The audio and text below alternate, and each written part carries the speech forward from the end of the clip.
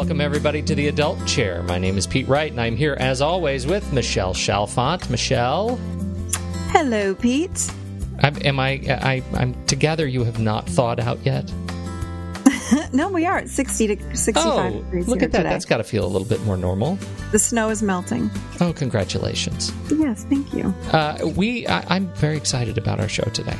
Me too. This is kind of a red letter day. We have our very first fantastic guest on the line with us. You know, we've been talking about codependency over the last several weeks, codependency and addiction over the last several weeks. And this week, we have brought on our very own fantastic expert in love addiction and love avoidance to talk to us a little bit and educate us about these concepts. Her name is Sarah Bridge. She is a therapist. She has a private practice in Scottsdale, Arizona, and she teaches with Pia Melody around her model on codependency itself. Welcome to the show, Sarah Bridge. Thank you so much. Thank you so much, Pete and Michelle.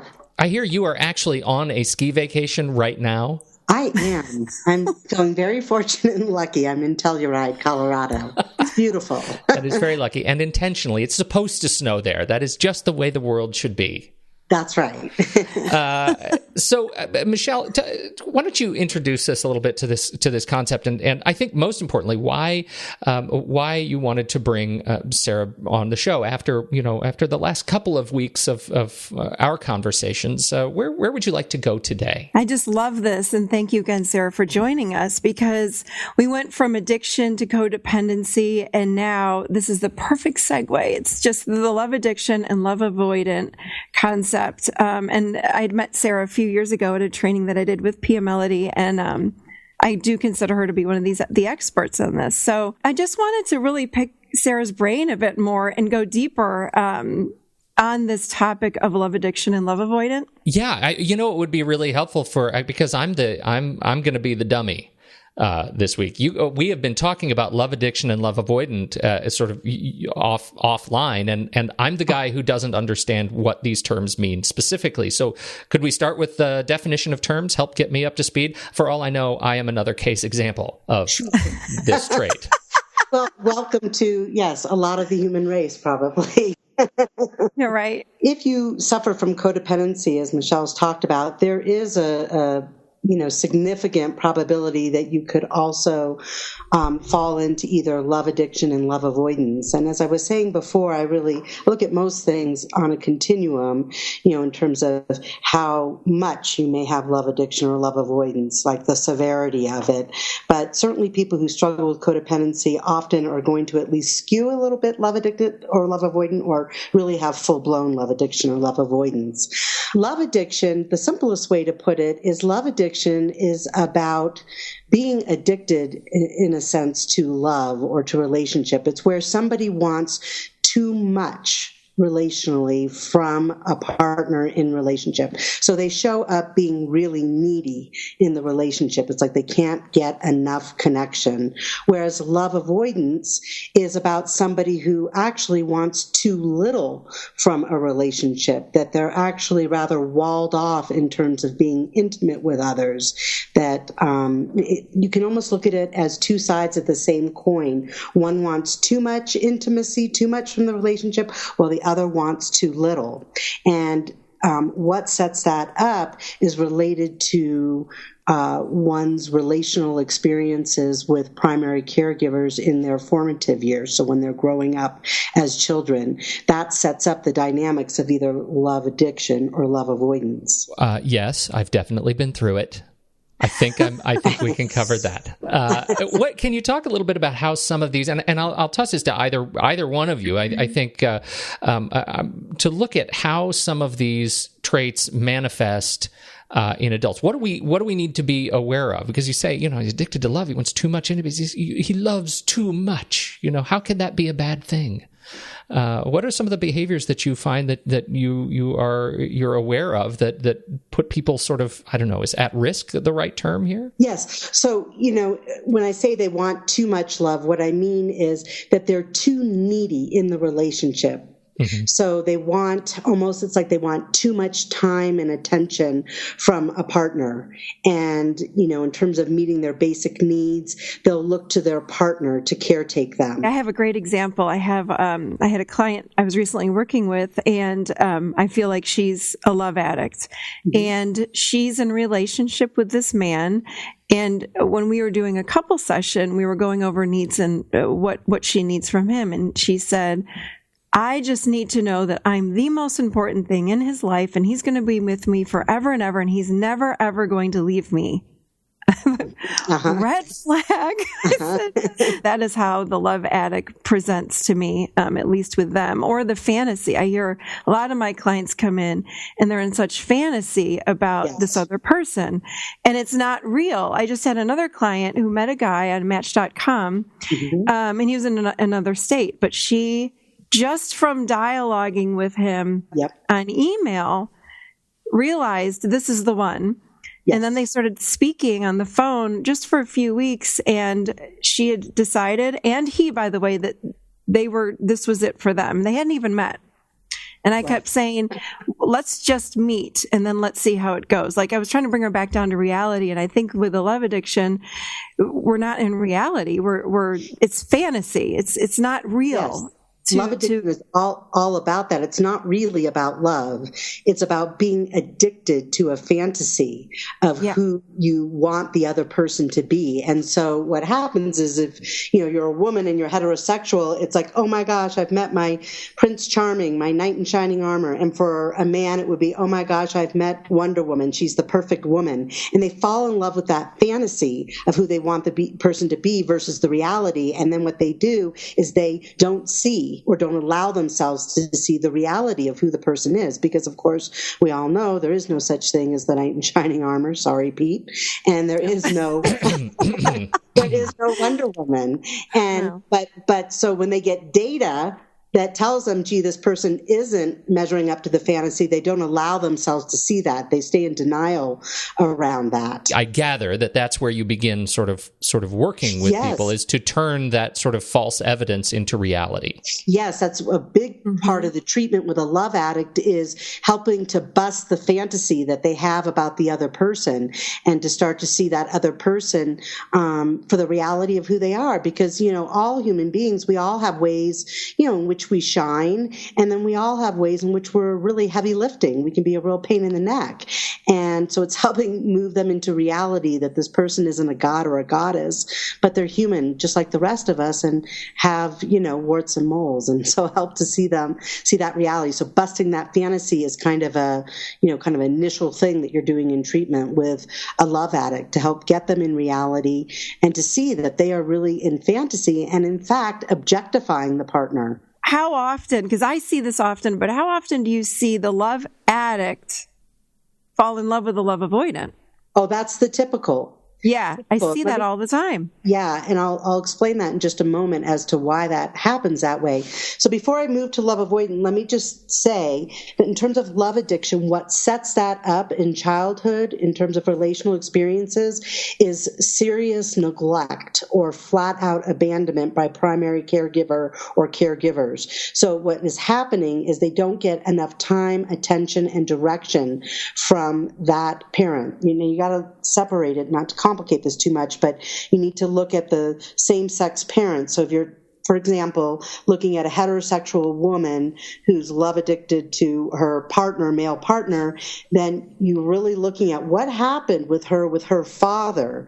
And so what you will see in that father relationship is either flat out abandonment or very serious emotional neglect, where that male figure does not give her enough time, attention, and direction. So that creates her being very, very needy in her adulthood for male attention. So they're really looking to the partner, in a sense, to right the wrong of what happened in childhood, to get that partner to be the dad, to parent them. And of course, it's vice versa. If it was a man who was love addicted to a woman, then you're looking at his relationship with his mother. And again, you would see neglect and abandonment.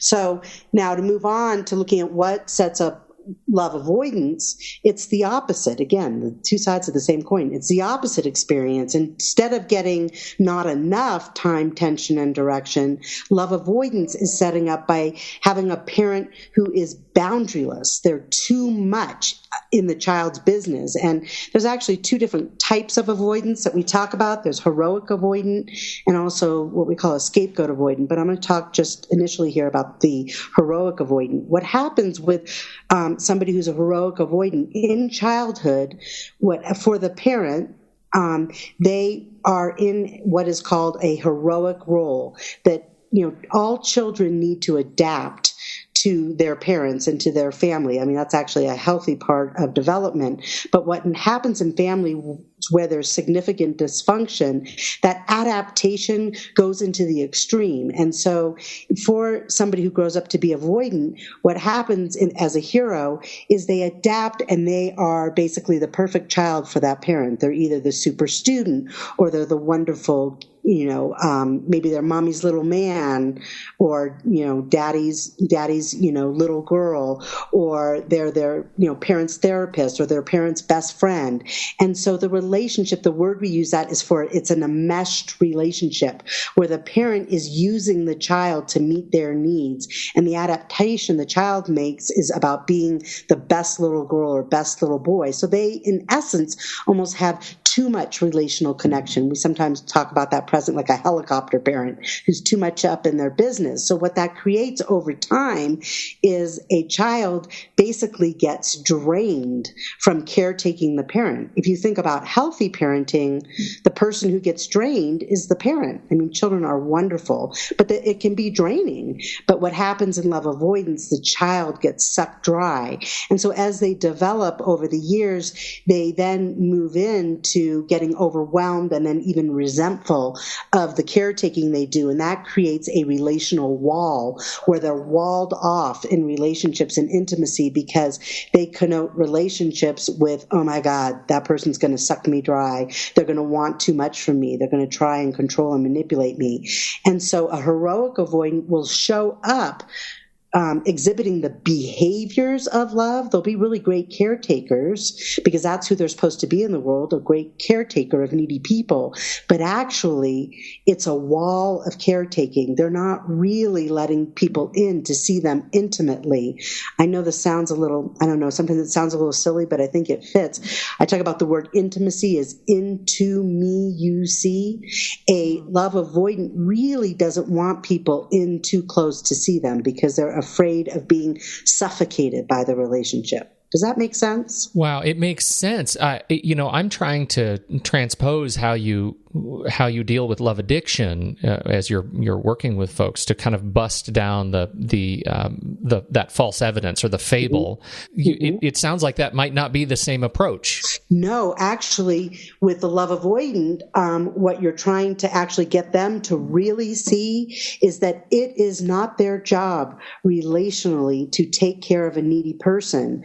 So, Michelle, you asked that question, why is it that love addicts and love avoidants always seem to get together? Mm-hmm. And the reason is that the avoidant, right, that when they in essence bump into somebody relationally who is needy, it's like they are compelled. Actually, love avoidance is a compulsive relational cycle, so that when you bump into a needy person, you feel compelled to caretake them, because that's where you got your attaboys as a kid, where you got your, validation was by being such a wonderful, loving, caring, good caretaker. So they feel compelled, whereas somebody who was healthier, right? If they went out on a date with somebody, or like this young lady you were talking about who met the guy who lived in another state, she's like, oh my God, you're wonderful. When can we meet? And oh my gosh, I want to get married, and started, talking like that really early on, they'd turn and run. They'd be like, oh my gosh, that's too much. That's too much. This person doesn't even know me yet. But a love avoidant picks up on that neediness and then feels compelled to caretake and stay. Yes. Okay. Now, hearing you talk about this, it brings me back to, this show, The Adult Chair. Our focus is on, where some of these behaviors stem from and how we approach them from the perspective of the chairs, the child, adolescent, adult chair. Michelle, how do you reflect on that? How do you address these issues from the perspective of the chairs and help folks work through them? Well, the love addict and the love avoidant both are traits from that adolescent part of us, that adolescent chair. So this is what I was going to point out. It's an unconscious behavior. We don't sit and think through this. Correct, Sarah? Yes. This is all unconscious. Completely unconscious. Yeah, the avoidant is not thinking, oh my gosh, that person's needy. I can't wait to get into a relationship and be completely subversive in it. Right. Exactly. But it's a compulsion, whereas actually love addiction truly is an addictive process. Yes. Which is, again, all in that adolescent chair. It's the chair of the unconsciousness. So what we want to do is we want to step into that healthy adult, or what I call the adult chair, which is that's where we're conscious and that's where we're aware, and not just aware of what I'm doing in relationship, but what am I feeling? We really want to start getting in touch with what our true feelings are. And again, so if I'm a love addict, I think I'm in fantasy. Hold on a second. I'm losing myself in this relationship, and I can't do that unless I'm sitting in my healthy adult. That's right. And I love this concept that, the adult chair, in this model, we call that being in your functional adult, which is kind of in the middle of, those core issues of Pia's model. But yes, I think in a nutshell, that is what recovery is. Whether you're talking about any kind of addictions or love addiction, love avoidance, just any kind of recovery is really, I tell this to people all the time, it's about becoming very mindful of what your internal process is. Right? So knowing, for example, oh my gosh, I'm getting into fantasy about this guy, this woman, or oh my gosh, I'm feeling really angry right now. So you become very aware of your internal process moment to moment, and then having the skills to manage it from your functional adult, or as you would say, the skills to put yourself into that adult chair and go, okay, what do I want to do about that? So moving from living in reactivity, which is the unconscious, where who we are depends on who other people are being. We're just being reactive, versus living in action, which is moving into that adult chair or that functional adult and saying, okay, this is what's going on. How am I going to manage this from a healthy place? Oh gosh, I'm getting into fantasy about this guy who, lives 5 states away. I don't really know him yet. Or am I getting walled off? Am I walling off here? Am I avoiding intimacy? What's going on within me? I can't know that if I'm still sitting in that adolescent part of me, that egoic, unconscious part. We cannot. Yeah, I guess in that regard, it still really is a fable in the love avoidant, right? You're still living in this place until you sit in the adult chair, when you can actually stop and say, wow, I recognize that I am living out through this current relationship the intimacy fatigue that was cultivated when I was young. Absolutely. I love that. Intimacy fatigue. I'm going to use that. Yeah, I've never heard of that before. Yours. That's good, Pete. I just won the podcast. You did. But yes, that's so true. And that's what the love avoidant really needs to learn, is it is not their job to caretake needy people in this world. But yes, in any relationship, there's a give and take, and we do support and back up and caretake our partners, but it's not our job. That's not how we get value. And so it's kind of busting that reality. And so the way, you treat this is, if somebody comes to therapy, is you educate them, but then you get to the place where you do trauma work. And so with the love addict, part of the trauma work you're doing is really focused on the parent who neglected them, and addressing that, detoxing around that and addressing that, and moving the person into truth around, how, seriously they were neglected or abandoned and the impact of that. Whereas with the avoidant, the trauma work is around the parent who enmeshed them. And again, detoxing and holding that parent, in essence, in the trauma work, accountable for the impact of the parent wanting too much from the child and draining them dry.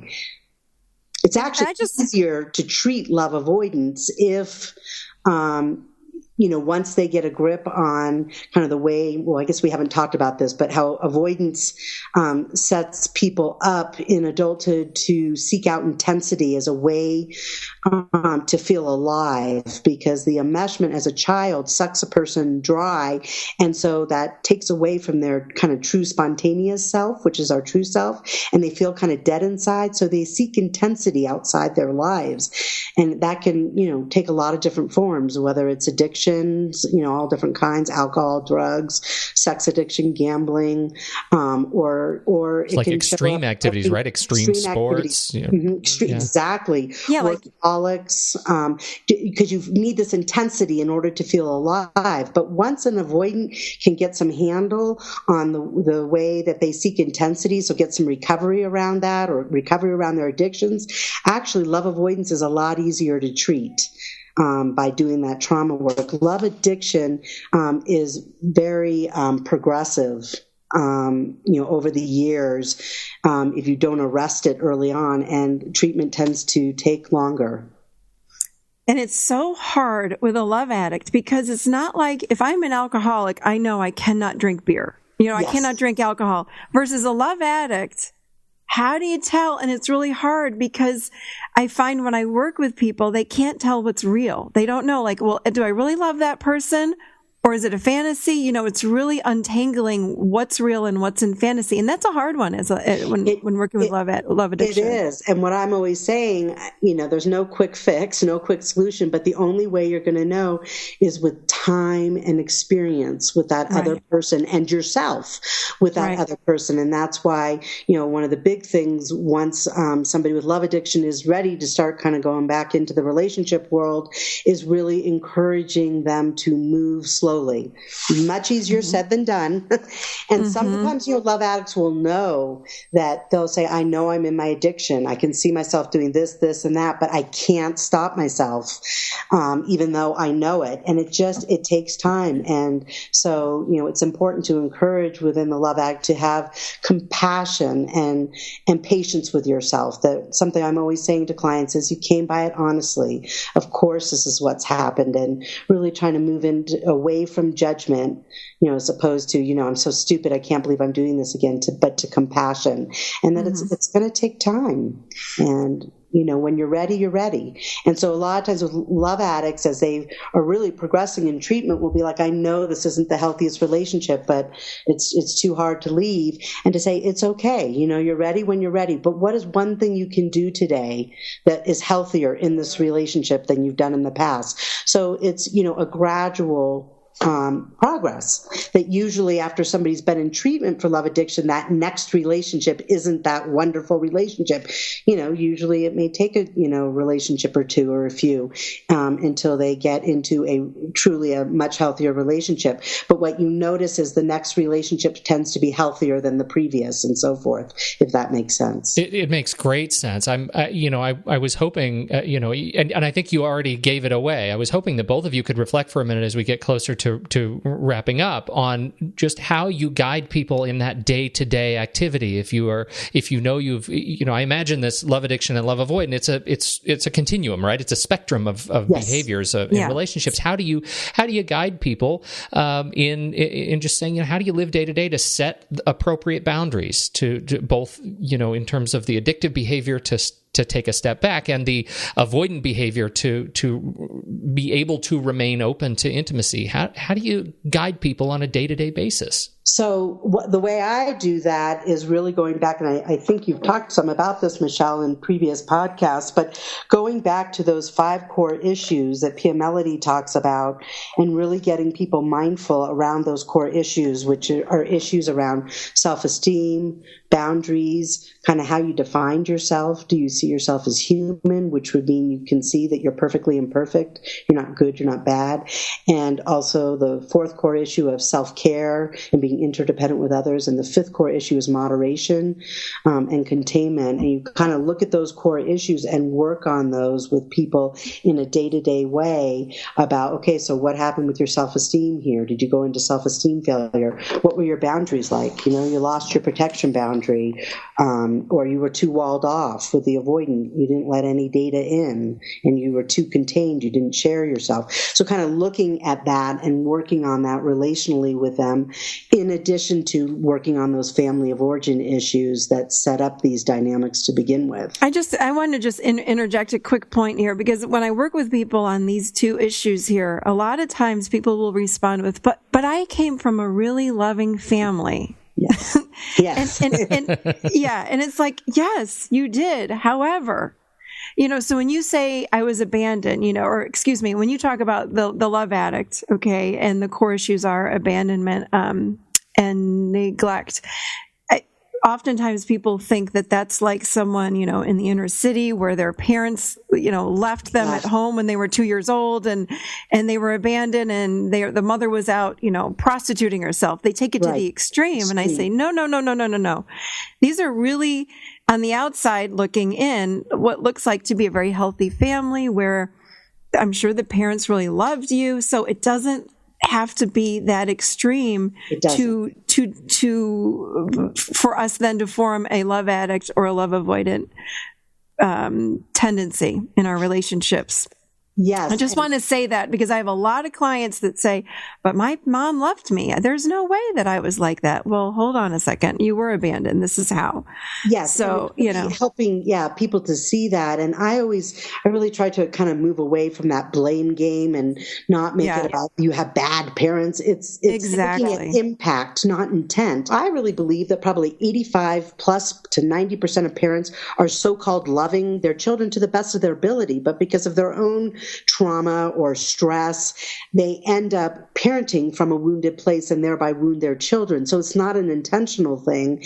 Right. And so I look at it that way. And I also have a real broad definition of what trauma is. And it's anything less than nurturing parenting. And by that definition, I've yet to meet a parent, and that includes myself, who's never engaged in less than nurturing parenting. And you're really trying to look on that continuum again. Was a person's experience more about being nurtured and affirmed and having limits respectfully set on them, or was it more about being criticized or worst, neglected, or even flat out abandoned or indulged? Because there's no perfect, childhood or perfect parenting, but was it good enough? And when you kind of start to drill down and look at it, you can see how often unintentionally people get wounded, because truly the majority of parents aren't intending to do that. They're doing the best that they know how. I always ask my clients, are you connected to yourself? So in other words, in my words, I would say, from my adult, am I connected to what I'm thinking and becoming a story buster in that adolescent chair? And am I connected to what I'm feeling? That is a practice that you don't need to sit with a therapist every single day and do. You can do that on your own, and it's just becoming mindful and checking in with myself. Hold on a second. Where am I? Hold on. Am I getting lost because so-and-so is mad at me? Okay, let me get back and connect into myself. So in my opinion, it's just about becoming conscious and becoming aware of what's going on within me. And when I begin to lose myself in fantasy or in walls, then I know I'm in one of these two, love avoidant or in my love addict. This idea of getting mindful, it's really about becoming aware mindfully when you have what's called a trauma reaction, which is where Michelle's talking about going into the adolescent or the child chair, where the fancy psychological term for that is ego regress. You've moved away from the adult chair, or what I call the functional adult, and you've regressed to a younger place. And so it's becoming aware of those regressions and having the skills to manage it. There's a book that I think is so helpful, very easy to read, but I think really any person could benefit from this book. And it's a very quick read. It's called Growing Yourself Back Up. And that book helps people to begin to become aware of this idea of regressing, going to that adolescent or younger chair, those ego regressions. And that book talks about it in a very simplistic way, and about the importance of becoming mindful in a day-to-day way, that you're not always operating from this mature adult self. That's a great point. I love it. Yeah, we'll put the recommendation for the book in the show notes for this very episode over at michellechalfant.com. Fantastic. This is, you've educated me. I no longer fear that I am at the extreme of one continuum or the other, but I'm glad to hear that while I'm alone, I'm in good company. How about that? Yes. Yes. Sarah Bridge, thank you so much for joining us. You teach, you have your practice. What would you like to share with our listeners? Where can they find more about you? Yes, they can go to my website, which is Sarah Bridge, SARAH, Bridge like you drive over, BRIDGE, LCSW.com. And you can get information about the workshops I do and my practice and teaching. Well, fantastic. From sunny Scottsdale, Arizona. Well, I guess Telluride today, but for today, sunny yes. Scottsdale. Thank you so much for taking the time to join us. I hope you will come back as opportunities allow. This was fun. Thank you, Sarah. Thank you so much. Thank you, everybody, for joining us on the show today. We sure appreciate your time and attention. For those of you who are listening to the show on the website, you can always subscribe for free on iTunes or via email. You can join our email list. We'll send you a quick little update each week when there's a new show, and you can just jump right to it. It's a very easy way to make sure you don't miss a single episode. Of course, you can find us on Twitter at Michelle Chalfant, and on Facebook, too. Just search for Michelle Chalfant. You'll find us that way very easily. Or call us, 931-463-3813, and leave us a voicemail. Share your story. We would love to hear how you deal with setting boundaries in your relationships, and get your voice on the show. Thank you so much. On behalf of Sarah Bridge and the wonderful Michelle Chalfant herself, I'm Pete Wright, and we'll catch you next week on The Adult Chair.